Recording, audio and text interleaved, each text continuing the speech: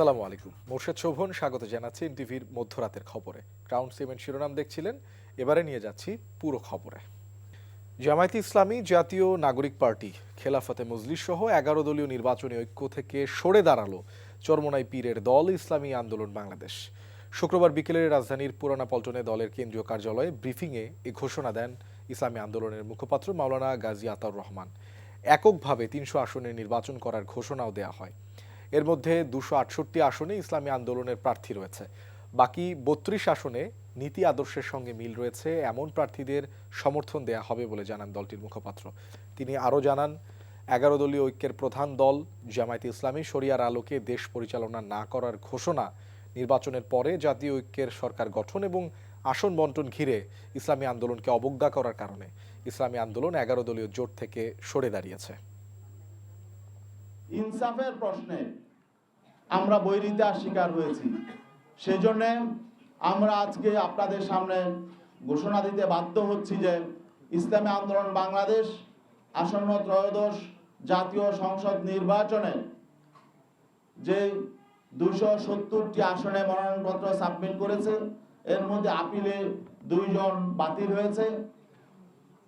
বাকি 268 জন সংসদ সদস্য প্রার্থী এখনো পর্যন্ত মাঠে কাজ করছেন। আমরা তাদেরকে নির্দেশনা দিয়ে দিয়েছি, তারা নির্বাচনের প্রতিদ্বন্দ্বিতা করবেন, একজনও তারা মনোনয়নপত্র প্রত্যাহার করবেন না। শিগগিরই দলের উচ্চ পর্যায়ের মিটিংয়ে ইসলামী আন্দোলন বাংলাদেশকে ছেড়ে দেয়া 47 আসনের বিষয়ে সিদ্ধান্ত নেওয়া হবে বলে জানিয়েছেন জামায়াতের সহকারী সেক্রেটারি জেনারেল এহসানুল মাহবুব জুবায়ের। শুক্রবার সন্ধ্যায় রাজধানীর মগবাজারে জামায়াতের কেন্দ্রীয় কার্যালয়ে সংবাদ সম্মেলনে একথা জানান তিনি। বলেন, দলীয় জোট গঠনের ক্ষেত্রে মিলেমিশে সমঝোতার আলোকেই সব সিদ্ধান্ত নেওয়া হয়েছে, কোনো দলকেই অসম্মানিত করা হয়নি। জানান, গেল 3 দিন ধরে ইসলামী আন্দোলনের সাথে আসন সমঝোতার বিষয়ে ধারাবাহিক আলোচনার পর যৌথ সংবাদ সম্মেলনের আসার কথা থাকলেও শেষ মুহূর্তে তারা আসেনি। ভবিষ্যতে জামায়াত সরকার গঠন করলে জাতীয় সরকারের কথাও পুনর্ব্যক্ত করেন তিনি। এটা জোটের নেতৃবৃন্দ বসবেন, আলোচনা করবেন। আমাদের একটা লিয়াজো কমিটি আছে, তো ওনারা আলোচনা করবেন পরবর্তী কি আমাদের করণীয়, সেই সমস্ত বিষয়ে প্রয়োজনীয় নির্দেশনা ওনারা দেবেন। যে প্রস্তাবটা আমরা দিয়েছি আলাপ আলোচনা করেই, এখানে আমরা কাউকে ছোট করিনি বা কাউকে মর্যাদা নিয়ে আমরা হানিকর কোনো বক্তব্য আমরা দেইনি। আমাদের প্রথম থেকে এটা নীতি ছিল যে আমরা কাউকে হার্ট করব না, যে যাই বলুন না কেন আমরা আমাদের অবস্থান থেকে রাজনৈতিক সংস্কৃতিকে রক্ষা করব, সৌজন্যবোধ এবং শালীনতা রক্ষা করে আমরা কথা বলবো। জামায়াত ইসলামীর আমির ডাক্তার শফিকুর রহমানের সঙ্গে ভারতীয় কূটনীতিকের বৈঠকের বিষয়টি আনুষ্ঠানিকভাবে স্বীকার করেছে ভারত। শুক্রবার নয়াদিল্লিতে ভারতের পররাষ্ট্র মন্ত্রণালয়ের সাপ্তাহিক সংবাদ সম্মেলনে মুখপাত্র রণধীর জয়সওয়াল এ তথ্য নিশ্চিত করেন। তিনি বলেন, বাংলাদেশের সঙ্গে ভারতের ঘনিষ্ঠ দ্বিপাক্ষিক সম্পর্ক রয়েছে। সেই ধারাবাহিকতায় ভারতীয় হাইকমিশনের কর্মকর্তারা নিয়মিতভাবে বাংলাদেশের বিভিন্ন রাজনৈতিক দলের প্রতিনিধিদের সঙ্গে সংলাপে অংশ নেন।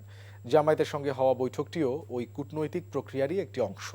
তবে বৈঠকটি কেন গোপন রাখা হয়েছিল সে বিষয়ে কোনো ব্যাখ্যা দেননি ভারতীয় পররাষ্ট্র মন্ত্রণালয়ের মুখপাত্র।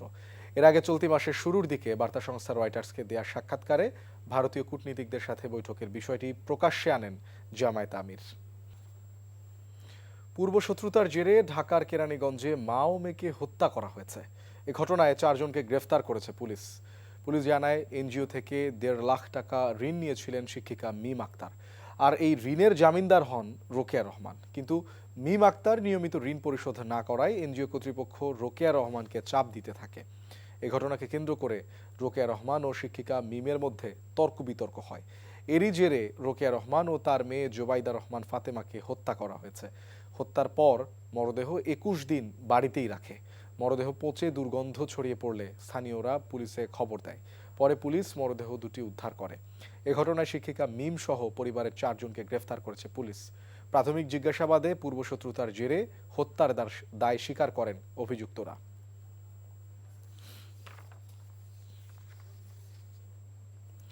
নারায়ণগঞ্জে মোবাইল চুরিকে কেন্দ্র করে এক গৃহবধূকে ছুরিকাঘাতে হত্যা করে এক যুবক। পরে গণপিটুনিতে নিহত হয়েছে ওই যুবকও। শুক্রবার বিকেলে রূপগঞ্জ উপজেলার কেরাবো মোড় এলাকায় ওই ঘটনা ঘটে। পুলিশ ও স্থানীয়রা জানান, কেরাবো এলাকার মুদি ব্যবসায়ী বাবুল দেওয়ানের বাড়ি নির্মাণের কাজ চলছিল। বাড়িতে কাজ করা টাইলস মিস্ত্রি মেহেদি ইসলাম বাবুল দেওয়ানের স্ত্রী আমেনা বেগমের ব্যবহৃত মোবাইল ফোন চুরি করে। এ সময় তাকে হাতে নাতে ধরলে আমেনা বেগমকে ধারালো অস্ত্র দিয়ে ছুরি দিয়ে গলায় আঘাত করে। মুহূর্তেই মাটিতে লুটিয়ে পড়ে আমেনা। তার আত্মচিৎকারে স্থানীয় লোকজন ছুটে গিয়ে মেহেদিকে আটক করে গণপিটুনি দেয়। এতে ঘটনাস্থলেই মেহেদি নিহত হন। এদিকে কক্সবাজারের টেকনাফে মানব পাচারকে কেন্দ্র করে দুই অস্ত্রধারী গ্রুপের গোলাগুলিতে সুমাইয়া আক্তার নামে এক কিশোরী নিহত হয়েছে। এই ঘটনায় জড়িতদের ধরতে অভিযান চলছে বলে জানিয়েছে পুলিশ।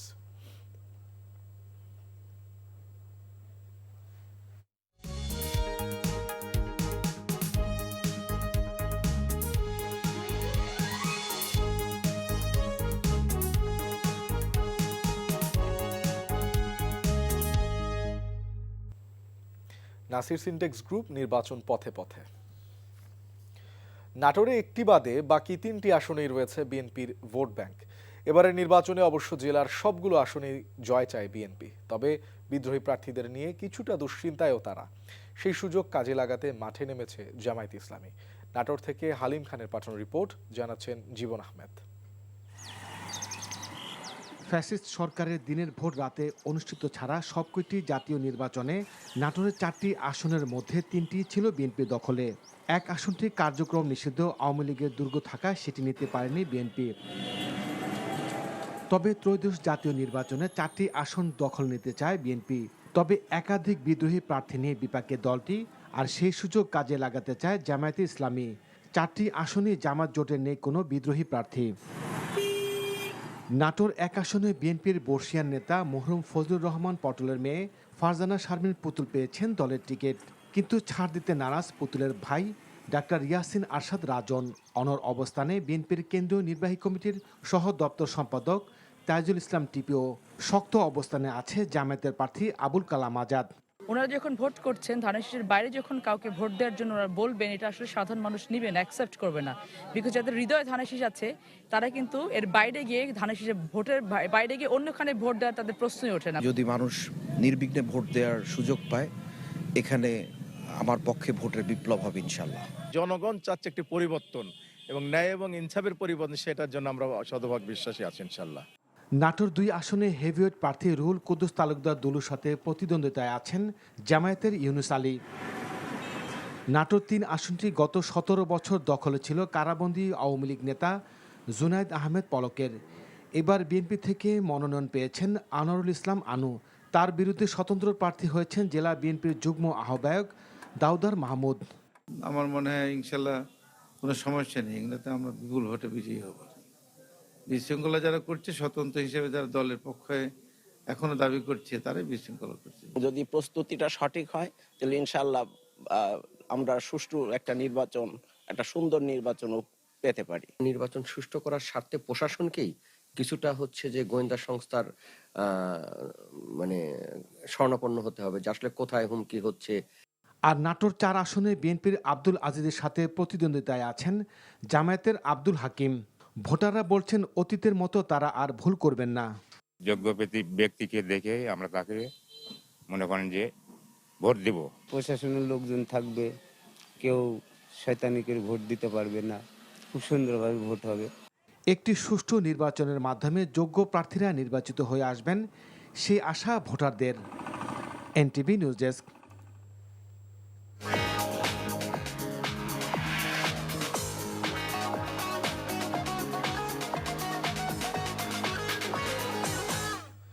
এবারে মার্কেন্টাইল ব্যাংক অর্থনীতির খবর। ছুটির দিনের বাড়তি ভিড়ে মুখর হয়ে উঠেছে 30তম আন্তর্জাতিক বাণিজ্য মেলা।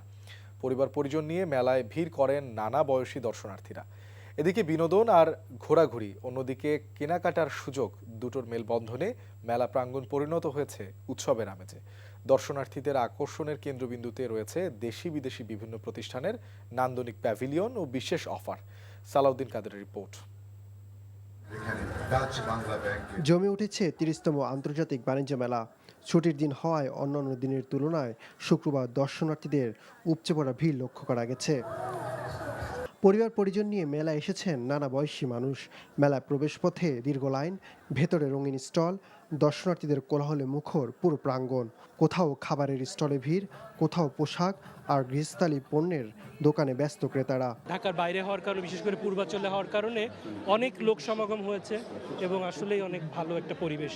ব্যবস্থা দেখলাম যে একটু রেস্ট নেওয়ার ব্যবস্থা আছে, এটা ভালো। অনেকে টায়ার্ড হয়ে গেলে ওখানে বসতে পারছে। মেলায় এসে কি কিনেছো তুমি? বন্দুক। বন্দুক দিয়ে কি করবা? খেলবো। আমি বাবল কিনেছি, তারপর বিস্কিট কিনেছি, তারপর